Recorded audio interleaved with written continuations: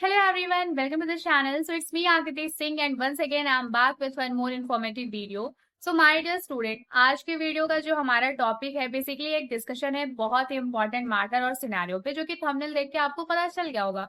तो आज मैं आपके साथ डिस्कस करने वाली हूँ एक ऐसा सिचुएशन जिसमें हम ये डिस्कस करेंगे कि suppose BSc nursing first round की काउंसलिंग में या फिर अगर आप जीएनएम की काउंसलिंग करा रहे हो तो आपको जो भी कॉलेज अलॉट हुआ या जो कॉलेज अलॉट होगा वो आपको पसंद नहीं आ रहा है, एडमिशन लेना मजबूरी है। तो ऐसे केस में आपको क्या करना चाहिए और कैसे अपने लिए सही डिसीजन लेना चाहिए। सो वीडियो को एंड तक देखना एंड मोस्ट इंपॉर्टेंट चैनल को सब्सक्राइब करके बेल आइकन पे जरूर क्लिक करना जिससे अपकमिंग वीडियोस की सारी नोटिफिकेशन आपको मिलती रहे। सो वीडियो का मेन डिस्कशन स्टार्ट करने के पहले मैं आपके साथ एक चीज शेयर करना चाहूंगी। तो देखो, जब मैं ये वीडियो रिकॉर्ड कर रही हूँ तो आज की जो डेट है वो है 25 जून और आई थिंक अभी रात के अराउंड 11:30 हो रहा है। तो मेरी तबीयत देखो बिल्कुल ठीक नहीं है आज, ठीक है। और ये बात मैं आपको किसी सिंपैथी के लिए नहीं बता रही हूँ, जिसमें इसलिए बता रही हूँ क्योंकि आज हुआ कुछ ऐसा है कि जैसा कि मैं जब से एडमिशन स्टार्ट हुए हैं यूपी में नर्सिंग का, तो सीनेट और जीएनएम के लिए बच्चों का बहुत ज्यादा कॉल आता है और मैं सबको फ्री ऑफ कॉस्ट काउंसलिंग और गाइडेंस प्रोवाइड करती हूँ। आज भी कॉल आया बट बहुत सारे ऐसे कॉल्स थे जो मैं चाहती थी अटेंड करना, बट मैं अपने हेल्थ इश्यूज की वजह से अटेंड नहीं कर पाई। So I am really extremely sorry for that. अभी ठीक है, जो भी थोड़ा बहुत इस वीडियो में मैं वो सारी इंपॉर्टेंट बातें डिस्कस करूंगी जो पूछने के लिए बच्चे मेरे पास कॉल कर रहे थे, but one by one daily की तरह आज 3-4 घंटे कॉल अटेंड करना मेरे लिए थोड़ा सा इम्पॉसिबल था। तो इसलिए मैं वीडियो में बता दे रही हूँ कि अगर तुम ऐसी सिचुएशन में हो जहां पे तुमको कॉलेज तो अलॉट हुआ है बट तुम वो कॉलेज नहीं लेना चाह रहे हो, लेकिन फिर भी तुम्हारी मजबूरी है कॉलेज लेना, तो तुमको क्या डिसीजन लेना है और कैसे डिसीजन लेना है। और पिछले 2-4 दिनों से मेरे पास बहुत सारे ऐसे स्टूडेंट्स का कॉल भी आया, तो आज भी उसी चीज के लिए आ रहा था क्योंकि मैसेज आया था। तो बच्चों ने कहा कि दीदी आप हमें ये बता दो वो बता दो। तो मैंने उनको कहा कि भाई आप लोग प्लीज मेरे को 7:30 के बाद कॉल करना, क्योंकि मैं सोच रही थी कि 7:30 तक शायद मेरी तबीयत ठीक हो जाएगी, मैंने मेडिसिन ली थी। बट 7:30 तक भी कुछ रिलीफ नहीं मिला, तो फिर मैं अटेंड नहीं कर पाई कॉल। अभी 11:30 हो रहा है समथिंग और अभी थोड़ा सा ठीक लग रहा है, तो आई एम थिंकिंग कि चलो ठीक है, एक वीडियो बना करके सब अपलोड कर देती हूँ चैनल पे, ताकि आप सबका जो भी कंफ्यूजन है वो क्लियर हो जाए। ठीक है। सो नाउ सपोज कि यूपी सीनेट की आपने फर्स्ट राउंड काउंसलिंग कराई थी और फर्स्ट राउंड की काउंसलिंग में आपको कॉलेज अलॉट हुआ। कॉलेज अलॉट होने के बाद आपको 3 ऑप्शन दिखाई दे रहे होंगे, पहला है आपका फ्रीज, दूसरा फ्लोट और तीसरा डिक्लाइन। तीनों ऑप्शन में आपको समझ में नहीं आ रहा आप क्या चूज करो, बट कंडीशन कुछ ऐसी है कि आपको कॉलेज जो अलॉट हुआ है वो कॉलेज आपको पसंद नहीं है, आप वहां एडमिशन नहीं लेना चाह रहे हो, बट आप रिस्क भी नहीं लेना चाह रहे कि भाई पता नहीं सेकंड राउंड में अलॉट हुआ कि नहीं हुआ, और अगर अलॉट हो गया तो वो अच्छा हुआ कि नहीं हुआ, क्या पता वो इससे भी ज्यादा बुरा हो। तो ये सब कंडीशन में अगर आप स्टक हो गए हो और आपको बहुत डिप्रेसिव फील हो रहा है, सो वीडियो को एंड तक देखना। एंड यस, आप भले बोर हो रहे हो बट जितना बता रही हूँ मे बी 15-20 मिनट तक मैं बताऊं वो सब सुन लेना, क्योंकि ये वीडियो ना आपको पूरे 4 साल की बीएससी में स्ट्रेस फ्री रह करके कैसे पढ़ाई करनी है उसके लिए पूरा गाइड कर देगा। आज की ये 15-20 मिनट की वीडियो, वैसे मैं ट्राई करूंगी कि कम में ही समझा दूं। ठीक है, सो एंड तक देखना। तो देखो, जैसा कि आपको मान लो कॉलेज अलॉट हुआ है, अब कंफ्यूज हो तुम कि क्या करूं यार, छोड़ दूं या ले लूं, चाहता तो नहीं हूं लेना, चाहती तो नहीं हूं लेना। तो पहले तुम ये डिसाइड करो, अपने आप से पूछो कि भाई ऐसा क्या है जो तुमको कॉलेज लेने से रोक रहा है। कॉलेज क्यों नहीं जाना चाहते, कॉलेज अलॉट होने के बाद भी कॉलेज क्यों नहीं जाना चाहते, पहले अपने आप से ये क्वेश्चन पूछो। जब अभी तक मेरी जितने भी स्टूडेंट से बात हुई है उसके बेसिस पे मैं शायद ये एनालाइज कर पा रही हूँ कि आप जब भी अपने आप से ये क्वेश्चन पूछोगे तो आपके मन में यही आएगा कि शायद वो कॉलेज बहुत ही आउटर एरिया पे है, या फिर वो कॉलेज आईएनसी अप्रूव्ड नहीं है, या फिर गवर्नमेंट है बट स्टिल आईएनसी अप्रूव्ड नहीं है, तो इससे बेटर आप प्राइवेट कॉलेज की तरफ चले जाओ। मन है अच्छे इंफ्रास्ट्रक्चर वाले कॉलेज में पढ़ने का, बट थोड़ा सा फाइनेंशियल क्राइसिस है, इस वजह से आप सेकेंड राउंड की काउंसलिंग का वेट नहीं कर सकते। इस टाइप के ही कुछ आंसर आपको मिलेंगे। एम आई राइट? अगर ये सवाल अपने आप से पूछो आप कि आखिर आप कॉलेज क्यों नहीं जाना चाहते अलॉट होने के बाद भी, मैंने जितने आंसर्स बताए हैं एक्सपेक्टेड आंसर, इसके अलावा भी अगर आपके मन में कोई आंसर आ जाए तो बिना किसी हेजिटेशन के आप स्क्रीन पे दिए गए कॉन्टैक्ट नंबर के थ्रू मुझसे कॉन्टैक्ट करके इस पॉइंट को डिस्कस कर सकते हो। मैं अपने साइड से पूरी कोशिश करूंगी कि आपको अच्छे से गाइड करूं कि क्या करना है। ठीक है। तो मान लो आपने पूछा कि मैं क्यों नहीं कॉलेज जाना चाहती अपने आप से, तो आपको ऐसा आंसर आएगा कि यार आईएनसी अप्रूव्ड नहीं है। दूसरा ये आ सकता है कि कॉलेज का लोकेशन बहुत ही आउटर में है, तीसरा ये आ सकता है कि कॉलेज लाइफ का तो कुछ इसमें मिलेगा ही नहीं, कितना बोरिंग सा इंफ्रास्ट्रक्चर है, कितने आउटर एरिया में है, कुछ पता नहीं चल रहा है कि आगे क्या होगा, आईएनसी अप्रूव्ड भी नहीं है। तो अब मेरी बात ध्यान से सुनना, अगर कुछ ऐसे आंसर मिल रहे हैं तो सुनो और समझो कि कैसे डिसाइड करना है कॉलेज ले या डिक्लाइन कर दे। सो देखो, अगर आप कॉलेज के लोकेशन को लेकर के परेशान हो, कॉलेज बहुत आउटर में है, तो आपको सेकेंड राउंड में चांस लेना चाहिए, अपग्रेड के करने के बारे में सोचना चाहिए कि नहीं। ये डिसाइड करने का बेस्ट तरीका है आपकी रैंक कितनी है, आपका स्कोर कितना है। अगर आपका स्कोर 75 प्लस है और आपको फर्स्ट राउंड के काउंसलिंग में एक ऐसा कॉलेज मिला है जो बहुत ही आउटर पे है, तो यस, आप ऐसी कंडीशन में उस कॉलेज को फ्लोट करके कॉलेज में जा करके डॉक्यूमेंट्स वगैरह वेरीफाई करा करके आप सेकेंड राउंड में अपग्रेडेशन के लिए अप्लाई कर सकते हो, अगर आपका मार्क्स 75 के प्लस है तब। बट इन केस आपका मार्क्स 60 के अराउंड है, या फिर मैं कह लूं 62, 63 कुछ इस तरीके से है, सो मेरी बात बहुत ध्यान से सुनना, कट ऑफ इस बार की बहुत ज्यादा हाई गई है। 96 मार्क्स लाने वाले बच्चों को भी गवर्नमेंट कॉलेज नहीं मिला है, और अगर आपको 60 to 65 के अराउंड कोई प्राइवेट कॉलेज मिल जा रहा है जिसका लोकेशन बड़ा ही आउटर पे है, और जस्ट उसके लोकेशन को लेकर के आप कॉलेज छोड़ रहे हो, तो आपके लिए ये थोड़ा रिस्की हो सकता है सेकंड राउंड की काउंसलिंग में, क्योंकि मे बी सेकंड राउंड की काउंसलिंग में आपको कॉलेज अलॉट ना हो, क्योंकि ऑलरेडी आपका मार्क्स कम है। Luck by chance first round में अगर अलॉट हो गया है, मार्क्स कम है, सिर्फ लोकेशन को लेकर के पीछे हट रहे हो, तो मैं सजेस्ट करूंगी कि कॉलेज ले लो। अगर ड्रॉप नहीं लेना चाहते तो कॉलेज ले लो, क्योंकि मार्क्स कम है तो जो मिल गया आपको एक्सेप्ट करना पड़ेगा, ठीक। और एक्सेप्ट करने में क्या भलाई है ये बात भी मैं आपको आगे बताऊंगी, इसलिए कह रही हूँ कि वीडियो को एंड तक देखना। तो हमने दो कंडीशन देख लिया, पहला कि अगर आपका जो कॉलेज अलॉट हुआ है वो उसका लोकेशन बड़ा ही आउटर पे है, तो और आपका जो मार्क्स है वो 75 के प्लस है, तो ऑफकोर्स आपको सेकेंड राउंड में अपग्रेडेशन के लिए सोचना चाहिए। अभी जो कॉलेज अलॉट हुआ है उसको फ्लोट करके कॉलेज में जाकर के डॉक्यूमेंट्स वेरीफाई करा के सीट कंफर्म कर लो और सेकेंड राउंड में ट्राई कर लो, अगर मिला तो ठीक, अदरवाइज ये वाला कॉलेज तो आपके पास है ही है। फिर वही बात आती है, अगर 60 के अराउंड आपका मार्क्स है, 60 to 65 के अराउंड, आप भी कंफ्यूज हो कि यार फ्लोट कर दे कि डिक्लाइन कर दे, तो आप तो फ्लोट कर देना, बट डिक्लाइन करने के बारे में मत सोचना, क्योंकि अगर 60 से लेकर के 65 तक आपको कोई कॉलेज अलॉट हो गया है तो समझो बहुत ही किस्मत की बात है, क्योंकि अभी अभी मैंने बताया 96 पे भी गवर्नमेंट कॉलेज नहीं मिला है, तो आपको ऐसा तो सोचने का ऑप्शन ही नहीं है कि क्या पता सेकंड राउंड में गवर्नमेंट मिल जाए, क्योंकि फर्स्ट राउंड में 60 to 65 पे नहीं मिला तो सेकंड राउंड पे नहीं मिलेगा, और मे बी सेकंड राउंड में जो कॉलेज मिले वो आपको इससे भी बेकार कॉलेज मिल जाए अगर आपके मार्क्स 60 से 65 है। तो ये सब चीजें ना थोड़ा सा सोच करके डिसीजन लेना, ओके। तो अगर 75 के प्लस है तो आप फ्लोट पे कर सकते हो, एज वेल एज आप डिक्लाइन भी कर सकते हो, क्योंकि 75 प्लस मार्क्स है तो चांसेस अच्छे हैं कि सेकंड राउंड की काउंसलिंग में भी आपको कोई ना कोई अच्छा प्राइवेट कॉलेज अलॉट हो जाएगा। बट अगर आपका जो मार्क्स है वो 60 से लेकर के 65 के बीच में है तो आप फ्लोट कर देना, अगर आप अपने आप को एक चांस देना चाहते हो तो फ्लोट कर देना, बट कॉलेज डिक्लाइन मत करना, क्योंकि 60 से 65 पे सेकंड राउंड में सीट मिले ऐसा कुछ कंफर्म नहीं है। तो अगर लोकेशन को लेकर के कॉलेज जाने से मन घबरा रहा है तो मैंने आपको मार्क्स का थोड़ा सा क्राइटेरिया बता दिया, आई होप आप समझ पाओगे। अब हम आगे बढ़ते हैं, नेक्स्ट जो सिनेरियो है, जो नेक्स्ट सिचुएशन है जो बच्चों को कॉलेज जाने से रोक रहा है, गवर्नमेंट तो है बट आईएनसी अप्रूव्ड नहीं है, या फिर प्राइवेट भी है, कम फीस में भी है, कम बजट में भी है, लोकेशन पे भी है, बट आईएनसी अप्रूव्ड नहीं है। अगर ये सोच करके जो कॉलेज अलॉट हुआ है वहां जाने से मना कर रहे हो, वहां जाने से डाउट में आ रहे हो, तो अब थोड़ा सा मेरी बात ध्यान से सुनना, ओके। सो देखो, आईएनसी अप्रूव्ड कॉलेज से बीएससी नर्सिंग करने के बहुत सारे फायदे हैं, इस बात में कोई डाउट नहीं है। जब आप जॉब के लिए जाओगे तो अगर आप एक आईएनसी अप्रूव्ड कॉलेज से बीएससी नर्सिंग करके आए हो तो इट इज ऑब्वियस कि आपको बहुत सारे फायदे मिलेंगे। आपके डॉक्यूमेंट वेरिफिकेशन में कभी कोई भी प्रॉब्लम नहीं आएगी, आप इजिली कहीं पे भी जॉब के लिए अप्लाई करने के लिए एलिजिबल रहोगे। बट अभी का जो सिनेरियो है ना, जिस हिसाब से स्टूडेंट्स की भीड़ नर्सिंग की तरफ बढ़ी आ रही है, ऐसे में किसी को कॉलेज मिल जा रहा है वही बहुत बड़ी चीज है, स्पेशली अगर आप कोई जनरल कैटेगरी से हो या फिर अगर आपके मार्क्स थोड़े से एवरेज है या कम है, वही बहुत बड़ी चीज है। आईएनसी अप्रूव होना ना होना वो बात की बात है। तो आईएनसी अप्रूवल को लेकर के स्टूडेंट्स परेशान क्यों है? मोस्ट ऑफ द स्टूडेंट्स का नर्सिंग में एंटर होने के पहले ही ये ड्रीम बन गया है कि मुझे तो नर्सिंग ऑफिसर ही बनना है। भाई तुम नर्सिंग ऑफिसर के बारे में जानते भी हो? नर्सिंग ऑफिसर का जॉब रोल जानते हो?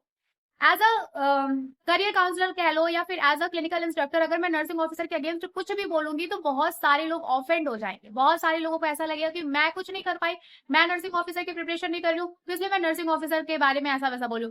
बट मैं देखो ट्रांसपेरेंसी रखती हूँ। तुम मेरे कमेंट सेक्शन में आकर के नेगेटिविटी फैलाओ, कुछ भी करो, मैं उसको फोकस ही नहीं करूंगी। बहुत ज्यादा डिग्निटी क्रॉस होगी, बहुत ज्यादा लिमिट क्रॉस होगी, मैं उस कमेंट को डिलीट कर दूंगी। बट मैं तुमको एक रियलिटी बता दूं, तुम अगर सोच रहे हो ना, ये सोच के नर्सिंग में आ रहे हो कि मैं नर्सिंग ऑफिसर बनूंगी इसलिए मुझे नर्सिंग में आना है, तो थोड़ा सा संभल जाओ।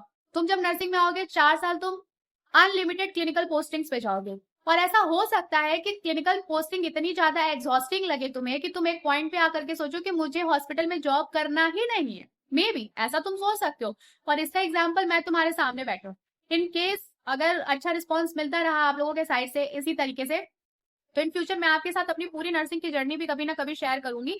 तो देखो बात ये ना कि नर्सिंग ऑफिसर बनना इसलिए आईएमसी अप्रूव्ड कॉलेज होना जरूरी है।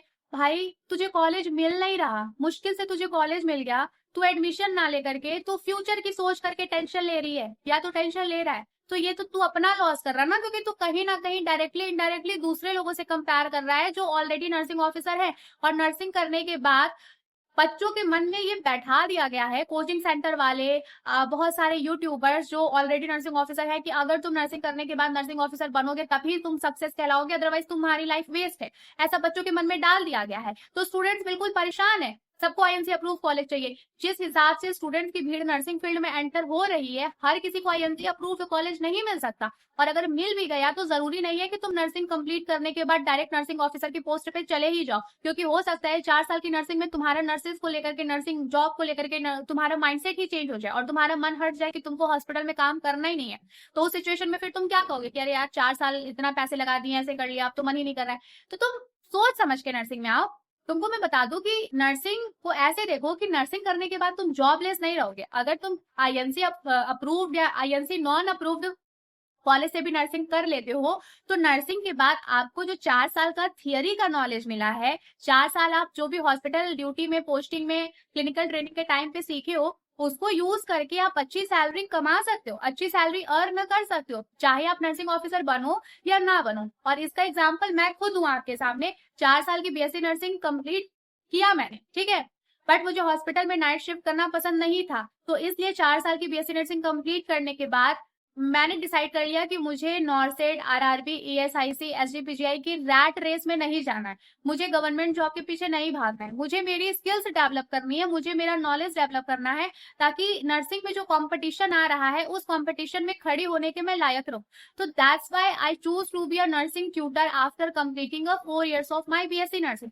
और trust me, BSc nursing complete करने के बाद मैं एज अ क्लिनिकल इंस्ट्रक्टर एक नर्सिंग इंस्टीट्यूट में जॉब कर रही हूँ। मुझे जो रिस्पेक्ट मिलती है अपने काम को करके, मुझे जो खुशी मिलती है ना, मैं कंप्लीटली सेटिस्फाइड हूँ। हाँ, स्टार्टिंग में मेरी सैलरी जो है वो एक नर्सिंग ऑफिसर की सैलरी से थोड़ी कम है, बट आई एम श्योर कि एक्सपीरियंस जैसे जैसे मेरा बढ़ेगा, जैसे जैसे मेरी डिग्री अपग्रेड होती जाएगी, वैसे वैसे मेरी सैलरी भी बढ़ेगी, और एक टाइम पे मैं अच्छा up to lakh, up to 1.5 lakh मैं इजिली अर्न करूंगी। तो मुझे नर्सिंग ऑफिसर के रेस में जाना ही नहीं है। तो मेरे बच्चे, मेरे छोटे भाई बहन, अगर तुम ऐसी सिचुएशन में हो जहां तुमको और प्राइवेट कॉलेज तुम अफोर्ड नहीं कर सकते, तुमको एक ऐसा गवर्नमेंट कॉलेज मिल रहा है जो नॉन आईएनसी है लेकिन उसकी फीस कम है, या फिर कोई ऐसा प्राइवेट कॉलेज मिल रहा है जो नॉन आईएनसी है लेकिन उसकी फीस कम है, और तुम कोई ज्यादा कॉस्टली हाई बजट वाला कॉलेज अफोर्ड नहीं कर सकते, चाहे फाइनेंशियल इशू की वजह से, चाहे तुम्हारे मार्क्स कम होने की वजह से, तो ऐसे में तो बच्चे जो मिल रहा है वही लेना आपके लिए सही है। बट इन केस आपके पास फाइनेंशियली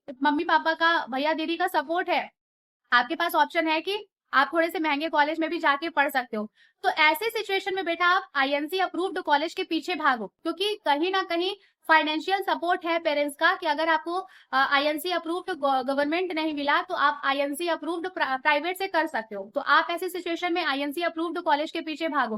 बट कुछ ऐसे स्टूडेंट्स हैं जिनका फाइनेंशियल थोड़ा सा प्रॉब्लम है और उनका रैंक और उनका स्कोर भी बहुत अच्छा नहीं आया है, एवरेज आया है, बस किसी तरीके से कॉलेज अलॉट हो गया, तो बेटा अगर ऐसी सिचुएशन में आपको आईएनसी नॉन अप्रूव्ड भी मिल रहा है तो ले लो, क्योंकि पढ़ाई तो आपको सेम करनी है ना, जो आईएनसी अप्रूव वाला बच्चा करेगा वही आईएनसी नॉन अप्रूव वाला भी बच्चा करेगा। बस मे भी आगे जाकर के जॉब में कभी कभी ऐसा होता है कि स्टेट मतलब कभी कभी बोल देता है कि आईएनसी अप्रूव्ड कॉलेज से होना चाहिए, पर जरूरी नहीं है कि सारी वैकेंसी आपकी आईएनसी अप्रूव्ड वाले को ही ले। आप जैसे यूपी स्टेट से किए हो, ठीक है, और यूपी स्टेट में अगर आप एक ऐसे कॉलेज से किए हो जो कॉलेज आपका आईएनसी अप्रूव नहीं था, तो शायद आपको दूसरे स्टेट में जाकर के नर्सिंग ऑफिसर बनने में दिक्कत आए, नॉर्सेट में दिक्कत है, लेकिन यूपी की जो वैकेंसी आएगी नर्सिंग ऑफिसर की या नर्सिंग ट्यूटर की या स्टाफ नर्स की या किसी भी नर्सिंग जॉब की, उसमें आप अप्लाई करने के लिए एलिजिबल हो। स्टेट लेवल पे उत्तर प्रदेश से अगर आप नर्सिंग करते हो और आप एक ऐसे कॉलेज से नर्सिंग कर रहे हो जो आईएनसी नॉन अप्रूव्ड है, तो आप कंप्लीट करने के बाद अपने स्टेट में जॉब करने के लिए एलिजिबल हो। और मे बी 4 साल के बाद ऐसा कुछ रूल आ जाए, रेगुलेशन आ जाए कि आईएनसी नॉन अप्रूव्ड वाले बच्चे भी अप्लाई करेंगे और आईएनसी अप्रूव्ड वाले बच्चे भी अप्लाई करेंगे, तो सिलेक्शन तो उसी का होगा ना जिसने पढ़ाई करी है। क्या फर्क पड़ता है वो आईएनसी अप्रूव्ड से आया है या आईएनसी नॉन अप्रूव्ड से आया है।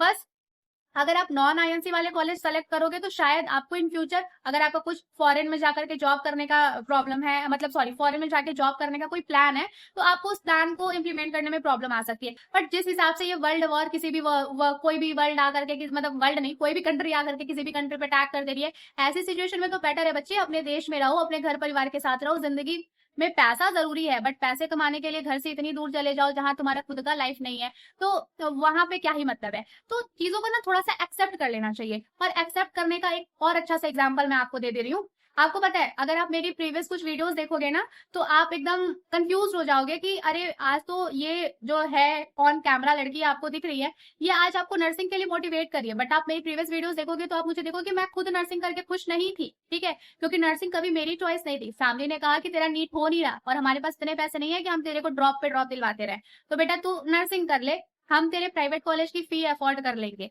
और I am very grateful to my parents, my elder sister, की उसने मुझे इस काबिल बनाया है कि आज मैं एक आईएनसी अप्रूव्ड प्राइवेट कॉलेज से कंप्लीट करके बैठी हूँ और अपने में फ्यूचर में आगे जो भी कर रही हूँ, प्रेजेंट में कर रही हूँ या फ्यूचर में जो भी आगे करूंगी, उम्मीद है कि अच्छा ही करूंगी। तो बस उनकी बात मान करके मैंने नर्सिंग किया, ठीक है। तो but in the bottom of my heart you will see कि मैं हमेशा से डॉक्टर बनना चाहती थी। पहले मैं एमबीबीएस करना चाहती थी, बट नीट में मेरा उतना अच्छा स्कोर नहीं आ पा रहा था क्योंकि मेरी फिजिक्स वीक थी। सो आई एक्सेप्टेड कि अगर मुझे बीएमएस सीट मिल जाएगी so I will be very happy.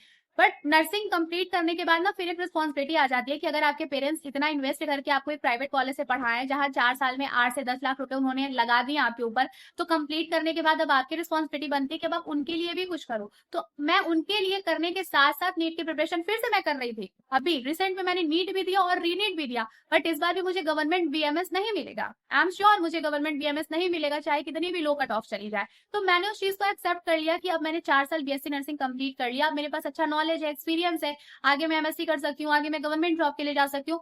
तो ठीक है, नीट के लिए मैंने मेहनत करी, मेरा सपना था, पूरा नहीं हुआ क्योंकि अभी मेरे पास मेरी फाइनेंशियल कंडीशन इतनी अच्छी नहीं है कि मैं प्राइवेट बीएमएस कॉलेज की फी अफोर्ड कर पाऊँ, बट इतनी बुरी भी नहीं है कि मैं नर्सिंग में अपना करियर ना बना पाऊँ। तो मेरे पास जो है मैं वो एक्सेप्ट कर रही हूँ। तो सेम एज मैं जस्ट आपको इतना सजेस्ट करना चाह रही हूँ कि आपके पास जो है आप उसको एक्सेप्ट करो।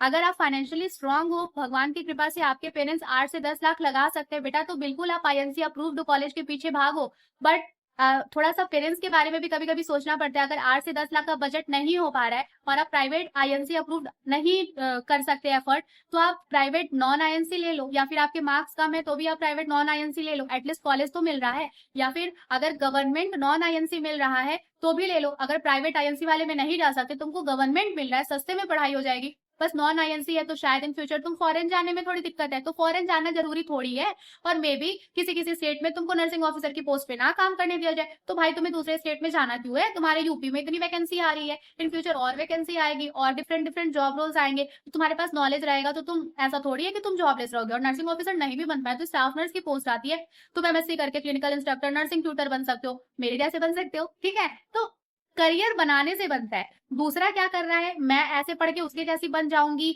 मैं भी इतना कमा लूंगी, ऐसा नहीं होता। हमें अपने रास्ते खुद बनाने होते हैं। तो आई थिंक आज के लिए इतना लेक्चर काफी है। और आप ना डिसाइड करो। इसके बाद एक और चीज मैं आपको बता दूं, अगर तुम नर्सिंग को लेकर के श्योर नहीं हो, इस कॉलेज को लेकर के श्योर नहीं हो, तो फ्लोट डिक्लाइन में कंफ्यूज मत हो। जैसे मैंने इतनी चीजें समझाई आपको, इतने सिनेरियो के बाद भी आपका दिल यही कर रहा है कि नहीं यार मेरे को ये कॉलेज नहीं लेना, तो बेटा मत लो, डिक्लाइन कर दो। सेकंड राउंड में नहीं मिला तो नेक्स्ट ईयर फिर से अपीयर हो जाना। नेक्स्ट ईयर नीट में बीपीटी आएगा, बीओटी आएगा, एंड इसके अलावा फिर से तू आप यूपीसी नेट दे दोगे, सीयूईटी दे दोगे। नेक्स्ट ईयर ट्राई कर लेना बच्चे, बट नेक्स्ट ईयर अगर ट्राई करोगे तो ये सोच के करना कि जो मिलेगा वो मैं ले लूंगी या मैं ले लूंगा। अगर इस बार आपका बिल्कुल मन नहीं हो रहा है, आप डिक्लाइन कर रहे हो, तो कर दो, फिर किस बात की टेंशन है, सेकंड राउंड में मिले या ना मिले। अगर डाउट में हो लेना भी है नहीं भी लेना है तो कैसे सेलेक्ट करोगे वो मैंने समझा दिया। बट श्योर हो कि भाई मेरे को नहीं लेना, नहीं लेना तो नहीं लेना, तो बिना सेकंड राउंड की टेंशन लिए तू डिक्लाइन कर दे। सच बता रही हूँ, डिक्लाइन कर दे। तुम्हारी लाइफ ना तुम डिसाइड करोगे, तुम बनाओगे, सोसाइटी से तुम्हें जज करेगी। तो सोसाइटी को जज करने, तुम अच्छा करोगे तो भी जज करेगी, तुम बुरा करोगे तो तब तो डेफिनेटली जज करेगी। तो तुम उसे जज करने दो ना, तुम अपने आप को संभालो, तुम अपनी मेंटल स्टेबिलिटी पे फोकस करो, तुम अपने करियर पे फोकस करो, तुम अपना एजुकेशन बनाने में फोकस करो, तुम अपने आप को ब्रिलियंट बनाने में फोकस करो। That's all. मन नहीं कर रहा है, सेकंड राउंड के बारे में सोचे बिना डिक्लाइन कर। अगर मन कर भी रहा है तो क्या, मन कर रहा है नहीं कर रहा है, मन कर रहा है नहीं कर रहा है, इस बात में कंफ्यूज हो तो कैसे सोल्यूशन निकालना है अभी मैंने पूरा इतना लंबा चौड़ा लेक्चर देकर के समझा दिया। दूसरे क्या कर रहे हैं, कंपेयर करना बंद कर दो। जिस दिन कंपेयर करना बंद कर दोगे ना, ट्रस्ट मी, उस दिन से तुम्हारी सक्सेस की जो रेट है ना वो बढ़ जाए। सीरियसली, दूसरों को खुश नहीं करना है, अपने आप को खुश करना है। अगर तुम खुश रहोगे, तुम आगे बढ़ोगे तो बाकी लोग, पेरेंट्स खुश हो जाएंगे, बाकी कोई खुश हो या ना हो क्या फर्क पड़ रहा है ना। तो चलो आज के लिए इतना ही। इसके अलावा अगर in case by chance last round तक भी कोई कॉलेज नहीं मिला तो उसके लिए भी गाइडेंस वीडियो बना दूंगी। बट अभी बता दो भाई, नेक्स्ट ईयर अटेम्प्ट दे देना। जिंदगी इतनी भी छोटी नहीं है कि एक कुछ 6-7 महीने अगर और कॉलेज नहीं गए तो कुछ दिक्कत, कुछ नहीं आएगा। नेक्स्ट ईयर नीट में आपका बीपीटी आने वाला है, बीओटी आने वाला है, ऑक्यूपेशनल थेरेपी, नीट दे देना। फिर से यूपीसीडी दे देना, इस बार एग्जाम दिया है तो एक्सपीरियंस मिल ही गया है, सीयूईटी दे देना, ठीक है। और भी कई सारे स्टेट लेवल पे नर्सिंग एग्जाम्स होते हैं, वो सब भी वीडियोस में मैं आपको बताती रहूंगी। बस चैनल को सब्सक्राइब करके बेल आइकन पे क्लिक कर लेना, क्योंकि इस चैनल पे ना मैं आपको पूरी ट्रांसपेरेंसी के साथ गाइडेंस करूंगी, बायस्ड होकर के कि बच्चे तू नर्सिंग ऑफिसर बन जा, इतनी सैलरी आएगी, ये आएगी, वो आएगी, या नर्सिंग ट्यूटर बन जा ना। मैं तुम्हें सिर्फ गाइड करूंगी कि ये भी स्कोप है, ये भी स्कोप है, तुमको सेलेक्ट कैसे करना है मैं तुम्हें ये सिखाऊंगी। सेलेक्ट तुम खुद करोगे क्योंकि ये तुम्हारी लाइफ है, तुम मेरी सुनोगे पर समझोगे अपने दिमाग से। बात समझ आई? नहीं समझ में आई, अभी भी मन में डाउट है तो स्क्रीन पे नंबर है, मैसेज कर लो, कॉल कर लो, बात कर लो, बट स्ट्रेस मत लो, ठीक है। So that's it for today's video. अभी तक चैनल को सब्सक्राइब नहीं किया तो सब्सक्राइब करके बेल आइकन पे क्लिक कर लो, तभी तो अपकमिंग वीडियोस की सारी नोटिफिकेशन तुम्हें मिलती रहेगी। अपना ध्यान रखो, स्ट्रेस फ्री रहो, डिप्रेशन लेने से, स्ट्रेस लेने से कुछ नहीं होगा। हम जल्दी मिलेंगे नेक्स्ट वीडियो में।